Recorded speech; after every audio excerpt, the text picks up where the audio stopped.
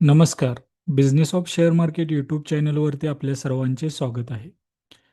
या व्हिडिओमध्ये आपण पाहणार आहोत शेअर मार्केटची बदललेली वेळ, दक्षिण कोरियाच्या मार्केटमध्ये झालेली घसरण आणि त्याचा आपल्या मार्केटवरती होणारा परिणाम, मागील आठवड्यात काय घडले, या आठवड्यामध्ये मार्केटसाठी कोणत्या महत्त्वाच्या लेवल असतील, कोणत्या दिवशी कोणत्या कंपनीचे तिमाही रिझल्ट येतील, कोणते इव्हेंट जे मार्केटवरती डायरेक्ट परिणाम करू शकतात आणि या आठवड्यामध्ये आपले मार्केट कसे असेल याचा सविस्तर आढावा आपण या व्हिडिओमध्ये घेऊया.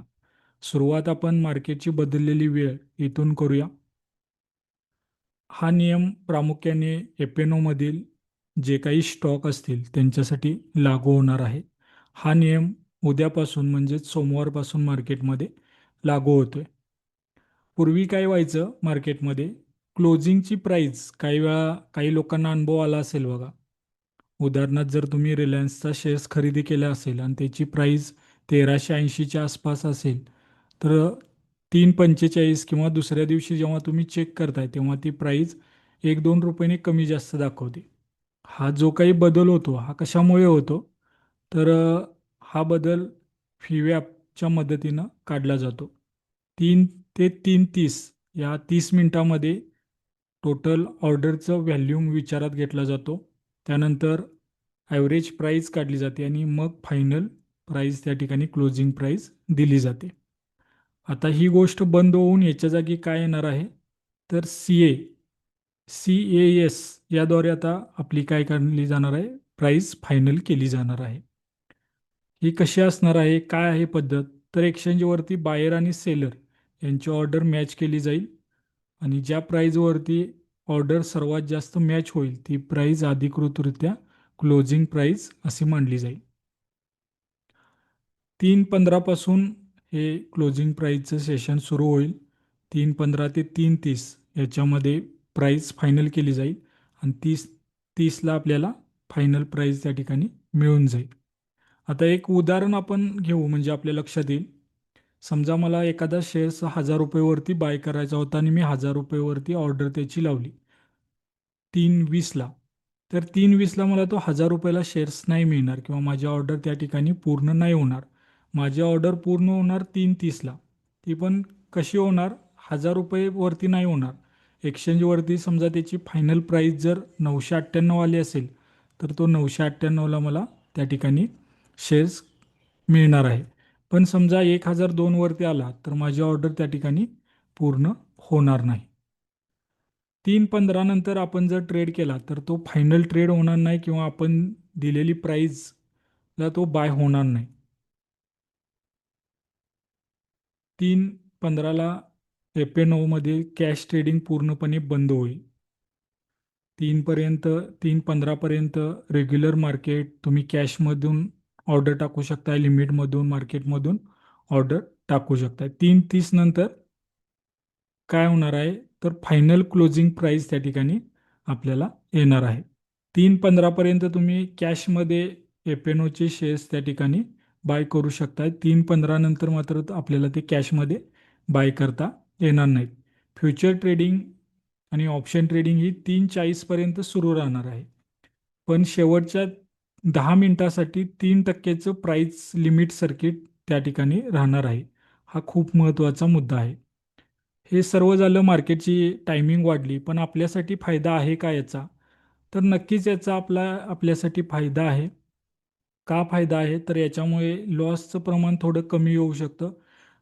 ट्रान्सपरन्सिटी त्या ठिकाणी वाढू शकते आणि काय व्हायचं, तर मोठ्या प्रमाणात प्राईजमध्ये डिफरन्स दिसून यायचा.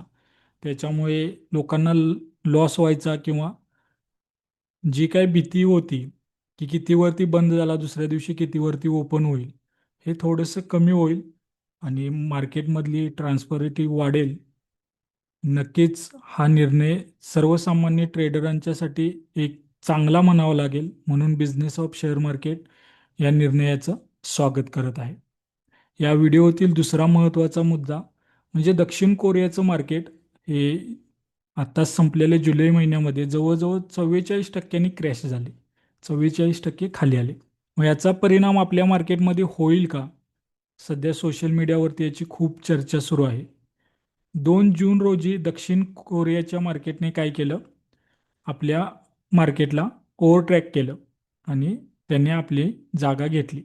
खूपच लोकांना असं वाटत होतं की दक्षिण कोरियाचं मार्केट हे सुपर मार्केट बनलेलं आहे आणि भरपूर लोकांनी त्याच्याकडे आकर्षित झाले, भरपूर लोकांनी त्याच्यामध्ये इन्व्हेस्टमेंट केली. काही काही लोकांना असं वाटलं की आता दक्षिण कोरियाचं मार्केट हे भारतासोबत इतरही महत्त्वाच्या देशांना मागे टाकणार. याच्यामुळे गुंतवणूकदारांच्यात उत्साह वाढत गेला आणि गुंतवणूकदारांनी त्याच्यामध्ये गुंतवणूक केली. पण अवघ्या काहीच दिवसामध्ये हा फुगा फुटलेला आपल्याला दिसून येतो. जुलै महिन्यामध्ये दक्षिण कोरियाचे मार्केट जवळजवळ 44% खाली आलेले आपल्याला पाहायला मिळतं आणि हा खूप मोठा क्रायसिस त्या ठिकाणी म्हणावा लागेल. हा दबाव इतका मोठ्या प्रमाणात होता की 28 जुलै ते 29 जुलै या 2 दिवसामध्ये 20 मिनिटासाठी त्यांना मार्केटमध्ये सर्किट लागले आणि ट्रेडिंग त्या ठिकाणी थांबवण्यात आले. मार्केटचे कामकाज 2 दिवसासाठी थांबवण्यात आलं. 2026च्या सुरुवातीच्या 6 महिन्यामध्ये सर्वात जास्त रिटर्न किंवा सर्वात मोठी तेजी याच मार्केटमध्ये पाहायला मिळत होती. याचं कारण होतं ए आय सेक्टर. ए आय सेक्टरमध्ये झालेली क्रांती आणि मोठ्या प्रमाणात आलेली गुंतवणूक. मग आता असं काय घडलं की मार्केट इतक्या जोरात खाली आलं? तर याचं सर्वात महत्त्वाचं कारण म्हणजे ए आय सेक्टरमध्ये ज्या गुंतवणूकदारांनी गुंतवणूक केली किंवा ज्या कंपन्यांनी गुंतवणूक केली त्या प्रमाणात त्यांना रिटर्न त्या ठिकाणी दिसून येत नाहीत किंवा रिटर्न मिळालेले नाहीत.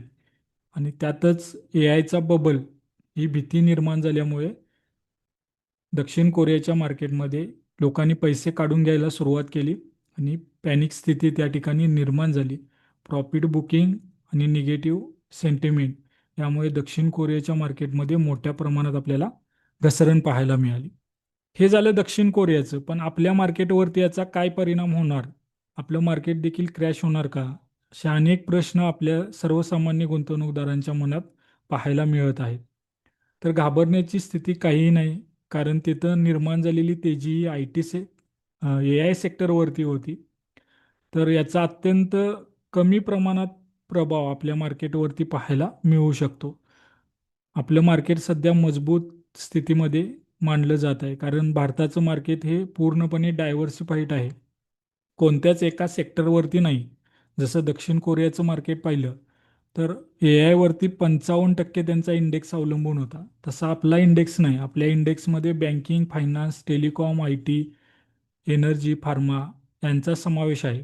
त्यामुळे एका कोणत्या सेक्टरमुळे आपल्या मार्केटवरती इतक्या मोठ्या प्रमाणात दबाव येईल अशी स्थिती सध्या नाही. त्याच्यामुळे बिझनेस ऑफ शेअर मार्केटचा सल्ला आहे की आपलं मार्केट हे दक्षिण कोरियाच्या मार्केटपेक्षा खूप चांगलं आहे.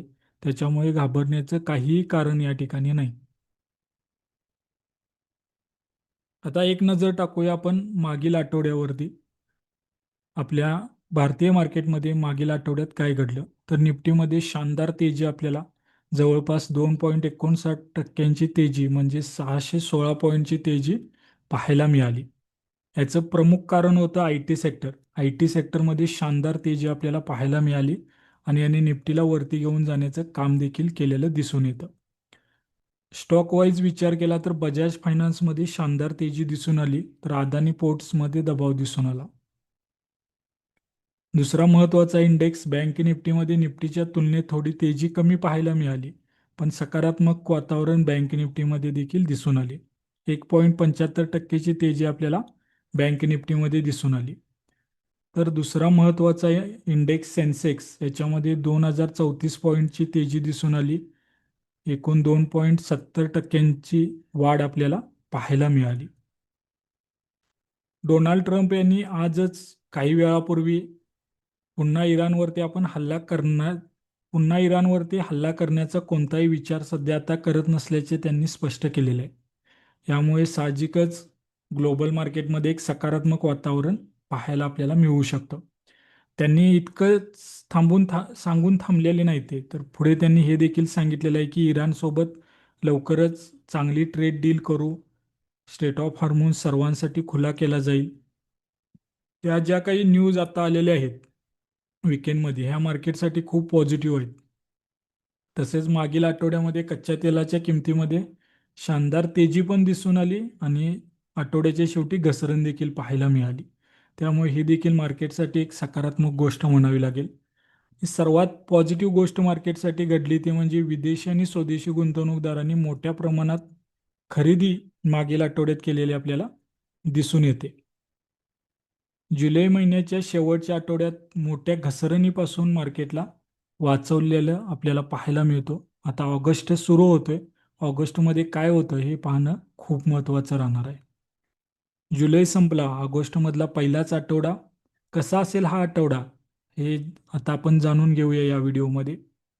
सोमवारी मार्केटमध्ये भारत आणि अमेरिका यांचा मॅन्युफॅक्चरिंग PMI डाटा जाहीर होणार आहे जुलै महिन्याचा. तसेच सर्वात महत्त्वाचा इव्हेंट राहणार आहे तो म्हणजे RBIची पॉलिसी बैठक, जी की उद्यापासून म्हणजे सोमवारपासून सुरू होते. तसेच तिमाही रिझल्टमध्ये उद्या सोमवारी UPL, कॅम्प्स यांचे तिमाही रिझल्ट येणार आहेत. त्यानंतर मंगळवारी निफ्टीची विकली एक्सपायरी असेल. त्यासोबतच कल्याण ज्वेलर्स, नायका, BSE, भारती एअरटेल यांचे तिमाही रिझल्ट येतील. बुधवारी हा RBI पॉलिसीचा तिसरा आणि मार्केटसाठी महत्त्वाचा दिवस असणार आहे. या दिवशी व्याजदराची घोषणा होईल. बिझनेस ऑफ शेअर मार्केटचा अंदाज आहे की व्याजदरामध्ये कोणताही बदल या ठिकाणी केला जाणार नाही.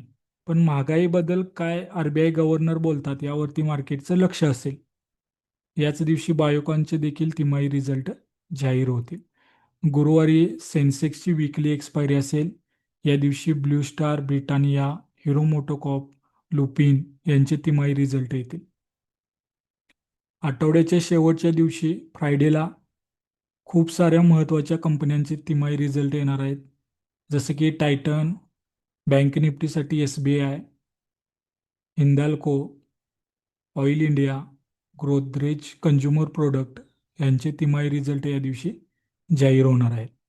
आता एक नजर आपण टाकू टेक्निकलदृष्ट्या इंडेक्सवरती काय सांगतंय. निफ्टीमध्ये जर विचार केला तर निफ्टीने 24,600 ही लेवल ब्रेक करून वरती जर निफ्टी बंद झाली तर आपल्याला निफ्टीची वाटचाल 24,800 ते 24,800 नंतर 25,000कडे होताना पाहायला मिळू शकते. इतकी मोठी अपेक्षा आपण का ठेवतोय तर डोनाल्ड ट्रम्प यांनी आज केलेले वक्तव्य हे जर सकारात्मक पूर्णपणे आठवडाभर राहिलं, त्यांनी त्यांच्या विधानावरती पलटी नाही मारली तर नक्कीच आपल्याला ही तेजी पाहायला मिळू शकते. कारण मार्केटच्या अपेक्षेपेक्षा चांगले तिमाही रिझल्ट कंपन्या जाहीर करत आहेत. खालील बाजूस विचार केला तर 24,000 हा निफ्टीसाठी सर्वात महत्त्वाचा सपोर्ट असणार आहे. त्याच्यापूर्वी 24,200 ही लेवल देखील निफ्टीसाठी महत्त्वाची असणार आहे. जेव्हा 24,200 ही ब्रेक होईल तेव्हा 24,100 आणि मग 24,000कडे निफ्टीची वाटचाल होऊ शकते. त्यानंतर दुसरा महत्त्वाचा इंडेक्स बँक निफ्टी. बँक निफ्टीमध्ये मागील आठवड्यात म्हणावी तशी तेजी आपल्याला दिसून आली नाही. जवळपास 4 ते 5 आठवडे पाहिले आपण तर एका रेंजमध्ये बँक निफ्टी रेंगाळत राहिलेली आपल्याला दिसून येते. 57,500च्या वरती बँक निफ्टी बंद झाल्यानंतर बँक निफ्टीची वाटचाल 58,000 ते 58,200कडे होऊ शकते. ती देखील लेवल ब्रेक झाली तर 58,500 ते 58,700 पर्यंत बँक निफ्टी जातेले आपल्याला पाहायला मिळू शकते. त्यानंतर खालील बाजूस बँक निफ्टीसाठी 57,000 ही लेवल ब्रेक केल्यानंतर 56,700 हा महत्त्वाचा सपोर्ट असेल. तो ब्रेक झाला तर 56,500 तो देखील सपोर्ट ब्रेक झाला तर 56,000कडे बँक निफ्टीची वाटचाल होऊ शकते. त्यानंतर सेन्सेक्ससाठी महत्त्वाची लेवल असेल 78,500 ती ब्रेक झाली तर 78,650 याच्यावरती सेन्सेक्स बंद झाल्यानंतर आपल्याला 79,000 ते 79,500 पर्यंत जाताना पाहायला मिळू शकतो. ती देखील लेवल ब्रेक झाली आणि बँक निफ्टीने जर सपोर्ट केला तर 80,000 पर्यंत सेन्सेक्सची वाटचाल होऊ शकते. तर खालील बाजूस 77,500 ब्रेक केल्यानंतर 77,300 पर्यंत सेन्सेक्स खाली येऊ शकतो. त्याच्या 77,000च्या खाली बंद झाला तर 76,500 ते 76,100 पर्यंत सेन्सेक्सची वाटचाल होऊ शकते. आता स्टॉक स्पेसिफिक ॲक्शन मार्केटमध्ये भरपूर आहे. खूप सारे इव्हेंट येणार आहेत. तुम्ही पाहिला कोणत्या दिवशी कोणते इव्हेंट स्टॉकचे रिझल्ट येत आहेत. तसेच मार्केटमध्ये सर्वात पॉझिटिव्ह गोष्ट राहणार आहे किंवा मार्केटसाठी सर्वात महत्त्वाची गोष्ट राहणार आहे ती म्हणजे RBIची पॉलिसी. ही कशी येते यावरती मार्केटची पूर्णपणे हालचाल अवलंबून असणार आहे. त्यामुळे ग्लोबल मार्केटमधून काय सेंटिमेंट राहतात, डोनाल्ड ट्रम्प काय बोलतात, डॉलर इंडेक्स कसा राहतो, क्रूड ऑइल कसा राहतो, गोल्ड असेल, बॉन्ड डील असतील, याचा देखील परिणाम मार्केटवरती होणार आहे. सोमवारी ओपन झाल्यानंतर सोमवार मंगळवार मार्केटमध्ये फ्लॅट कारभार पाहायला मिळण्याची जास्त शक्यता आहे, कारण बुधवारी आपली पॉलिसी जाहीर होणार आहे. तत्पूर्वी मार्केटमध्ये जास्त मोठी मुवमेंट अपेक्षित करणे चुकीचं ठरू शकतं. ग्लोबल मार्केटचे सेंटिमेंट्स आणि स्टॉक स्पेसिफिक न्यूज याच्यामुळे आपण दिलेले लेवल बदलू शकतात. जो काही बदल होईल तो वेळच्या वेळी तुम्हाला कळवला जाईल. आम्ही दिलेली माहिती जर तुम्हाला आवडली असेल तर आपल्या चॅनलला सबस्क्राईब करा. व्हिडिओ कसा वाटला कमेंटमध्ये सांगा. व्हिडिओला लाईक करा. ही माहिती आपल्या मित्रांसोबत शेअर करा. नवीन अपडेटसोबत लवकरच भेटू. धन्यवाद.